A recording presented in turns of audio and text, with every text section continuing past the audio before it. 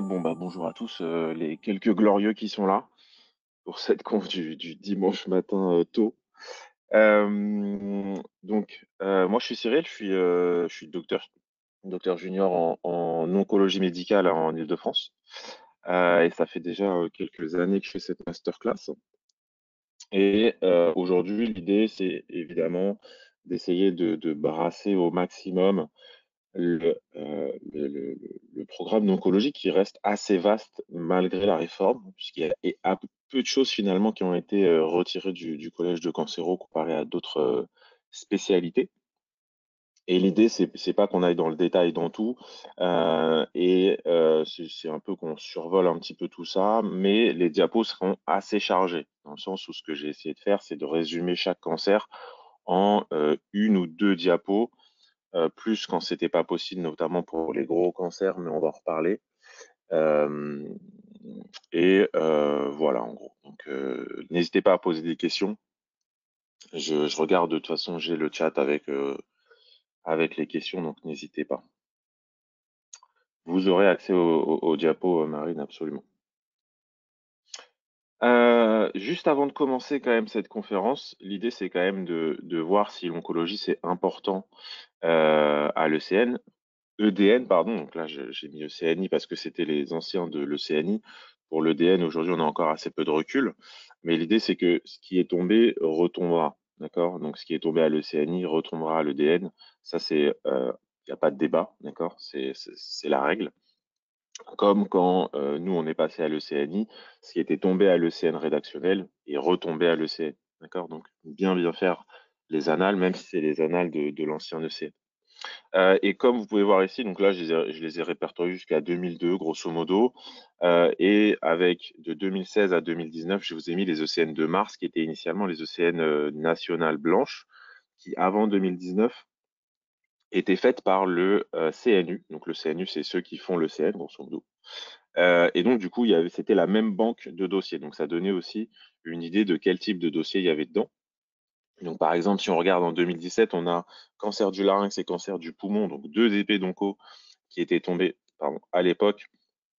On voit que le cancer du poumon, il retombe en 2020 et le cancer du larynx retombe en 2019, cette fois-ci au vrai ECN. En juin, le neuroblastome de l'enfant, bon, ça, il faut l'oublier, le DP avait fait un scandale à l'époque et il a été annulé, hein, donc tout le monde avait eu 20 sur 20 à ce dossier par définition. Par contre, là, vous avez cancer de la prostate avec des métastases. Vous voyez qu'il retombe en mars. Vous voyez qu'il retombe en juin de 2017, deux fois. Pourquoi deux fois? Parce que le CN 2017, c'est le CN où ils avaient dû repasser 2 jours de DP pour des causes X ou Y. Et donc, ils avaient eu un cancer de la prostate sur le CN, on va dire normal, et un autre dossier de cancer de la prostate sur leur jour qu'on leur avait rajouté. Donc, c'était le jeudi et le vendredi. Ensuite, on a donc le cancer du rectum qui tombe en juin avec le côlon qui retombe l'année d'après. Donc ça, c'était mon ECN. Et le cancer du sigmoïde qui tombe aussi en mars. Donc vous voyez, ça, c'est des cancers qui reviennent souvent. Et à partir de 2019, ils ont fait des choses un petit peu. À partir du 2020, par contre, ils ont essayé de faire des choses un peu plus folkloriques. Donc cancer de l'endomètre et du testicule. Donc, ce qui est intéressant de savoir sur ces DP, ça ne veut pas dire qu'il faut que quand vous avez votre collège de cancéro, vous dire, waouh, le cancer de l'endomètre est tombé, putain, il faut vraiment que absolument je bousille ce chapitre, je bousille ce chapitre. Pareil pour le cancer du testicule. D'accord? L'idée, c'était pas ça. L'idée, c'est d'avoir des grands messages. D'accord? Cancer de l'endomètre, ça veut dire notamment comment on prend en charge des métroragies chez un sujet âgé, qui est une question finalement de généraliste, d'accord? C'est des patients qui arrivent chez le généraliste ou chez le gynécologue. Et donc ça, c'est des choses que un peu tout le monde doit savoir. Et ensuite, c'était des grandes notions de la prise en charge, rien de compliqué. Donc ça va pas très profondément dans le détail.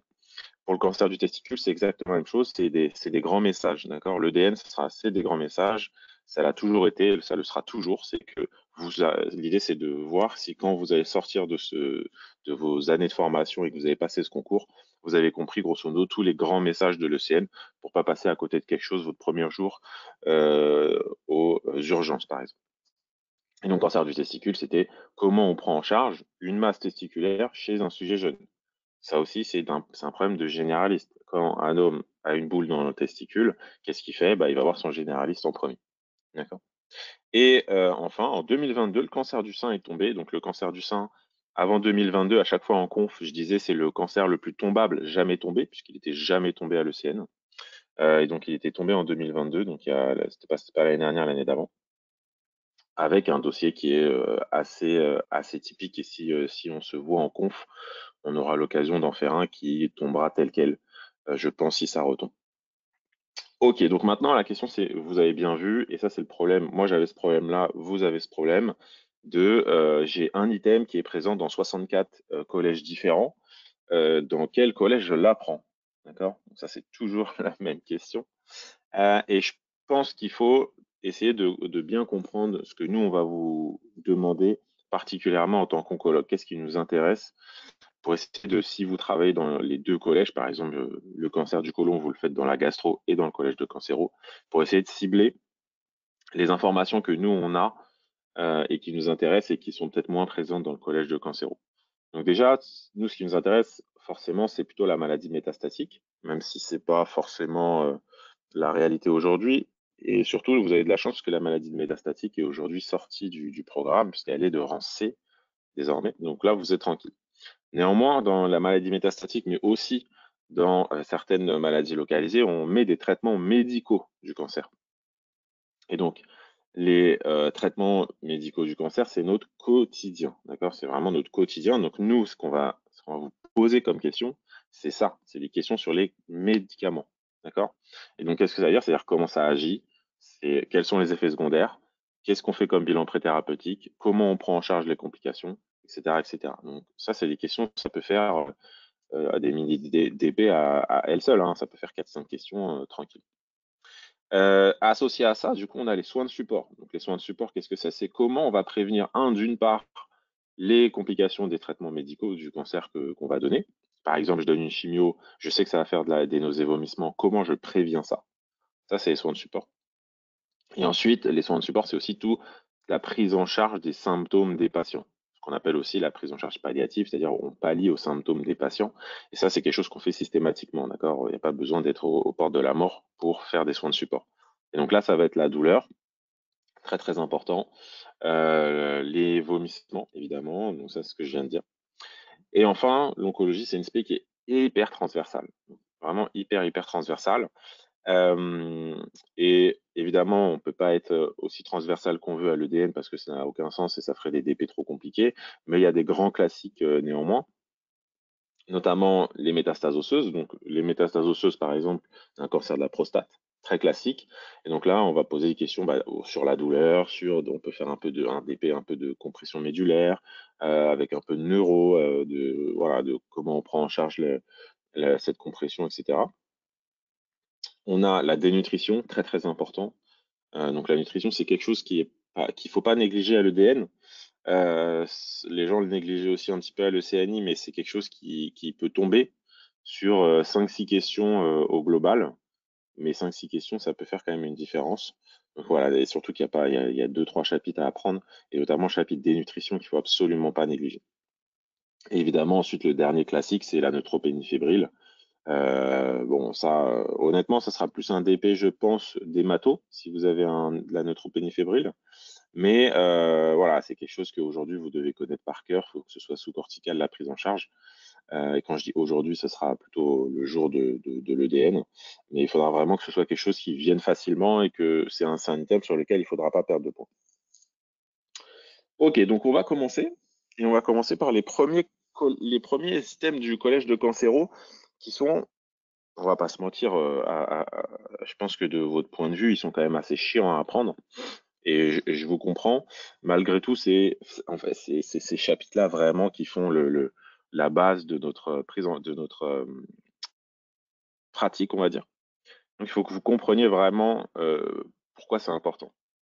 Et donc, du coup, nous, dans le service dans lequel je travaille, c'est vrai qu'on parle de ce qu'on appelle l'escargot de l'oncologie, que je vous présente là et qui retrace un petit peu toutes les choses importantes à savoir sur l'oncologie. Et donc, ça commence par est-ce que c'est fréquent?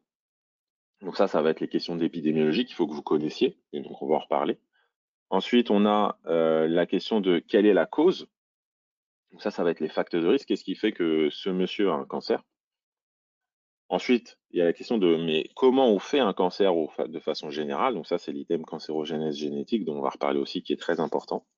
Et une fois qu'on est passé, on est passé sur ça, bah, la question maintenant, c'est comme une observation médicale, eh bien, c'est comment on suspecte un cancer. Donc ça va être sur des arguments clinico-biologiques. Comment, une fois qu'on l'a suspecté, on le confirme. Donc ça, on va parler un petit peu d'histologie. Et une fois qu'on l'a confirmé, il faut qu'on connaisse son étendue. Donc ça va être le bilan d'extension. D'accord? Et comment est-ce qu'on évalue l'extension? Eh bien, c'est avec ce bilan d'extension. Donc ça, vous voyez, ça va être le cheminement de tous les items en fait que vous verrez dans le collège de cancéro. Ça va être épidémiologie, facteurs de risque, un peu de cancérogénèse, et ensuite c'est comment on fait le diagnostic, comment on le suspecte, comment on le pose, comment on le confirme, et comment on évalue l'extension. Une fois qu'on a fait ça, on fait l'annonce diagnostique au patient. Et en fait, la question c'est derrière quel traitement on met. Et ça va dépendre de tout ce qu'on a fait avant, et notamment de l'extension, de l'histologie, de la clinique, de l'état général du patient.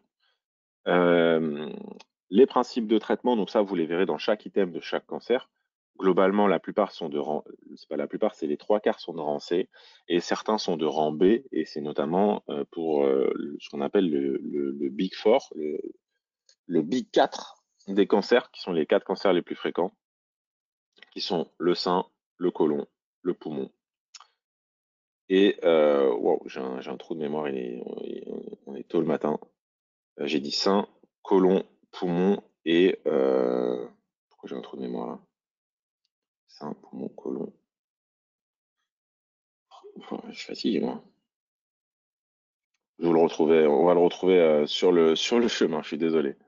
Et enfin, le traitement des cancers, bah, là c'est ce que je viens de vous dire, ça c'est quelque chose qu'il faudra bien connaître. Tout est passé en rang B, grosso modo, dans le traitement des cancers. Mais en vrai, le cancer, le, le rang B, il faut le savoir. Et derrière, comment on prend en charge ces complications, bah, c'est là où ça devient peut-être un petit peu transversal et c'est là où ça devient peut-être le plus intéressant. Prostate, voilà, prostate, effectivement. Prostate, waouh. Il faut faire des confs plus tard, hein, ça il faudra le dire. Faut les commencer à 13h30. Ok, donc la question maintenant, c'est est-ce que c'est fréquent? Bon, globalement, je pense que vous êtes au courant, tout le monde regarde la télé ici, je pense, les réseaux, tout ce que vous voulez. Bien sûr que c'est fréquent, d'accord? Donc c'est la première cause de mortalité en France aujourd'hui, d'accord? C'est devant les maladies cardiovasculaires. C'est moins vrai à l'échelle internationale, puisque évidemment les maladies cardiovasculaires dans les maladies dans les pays en voie de développement, ça reste quand même le must. Mais en France, c'est vraiment la première cause de mortalité. On est sur une maladie vraiment de l'homme âgé, hein, d'accord? On va reparler des facteurs de risque, mais c'est vraiment le terrain typique. Globalement, l'incidence elle diminue chez l'homme et elle se stabilise chez la femme. Alors, elle se stabilise parce que globalement, en fait, on a le cancer du poumon chez la femme qui a augmenté pendant très longtemps donc, et qui tire beaucoup de la courbe. Donc, chez l'homme, ça diminue, chez la femme, ça a plutôt tendance à se stabiliser. Et la mortalité, bah, heureusement, la mortalité diminue chez l'homme et chez la femme, sauf pour le cancer du poumon chez la femme où on va atteindre bientôt un plateau, mais on n'y est pas encore. Et donc donc ça c'est un item de rang A, hein. Ça, cette diapo, elle est de rang A, il faut tout savoir. Et globalement, qu'est-ce qu'il faut savoir? Il faut surtout savoir, en fait, ce qui est ici. Alors, je ne sais pas si vous voyez mon pointeur, là, par exemple. Dites-moi oui ou non. Un truc qui tourne, un truc rouge qui tourne. Non? On voit. Ok, nickel. Donc, en fait, ce qu'il faut surtout savoir, c'est quels sont les quatre gros cancers en France. Donc, il faut connaître tous sexes confondus, effectivement, mais il faut surtout connaître chez l'homme et chez la femme. Donc, chez la femme, c'est assez simple, c'est le cancer du sein. Le cancer du sein, de toute façon, est le cancer le plus fréquent en France. Ok. Le cancer du sein, suivi par le cancer du côlon, puis le cancer du poumon. Parce que les femmes fument de plus en plus, mais ne fument pas autant que les hommes. Donc, il n'est pas monté au numéro 2. Chez l'homme, eh bien, on remplace la spécificité, on va dire, du sein par celle de la prostate. Donc, chez l'homme, c'est la prostate le premier cancer. On est des gros fumeurs, donc on a le cancer du poumon en numéro 2 et en numéro 3, on a le, cancer du côlon rectal. Donc c'est ce top 3 là qu'il faut retenir. Alors on va pas vous dire: «Oui,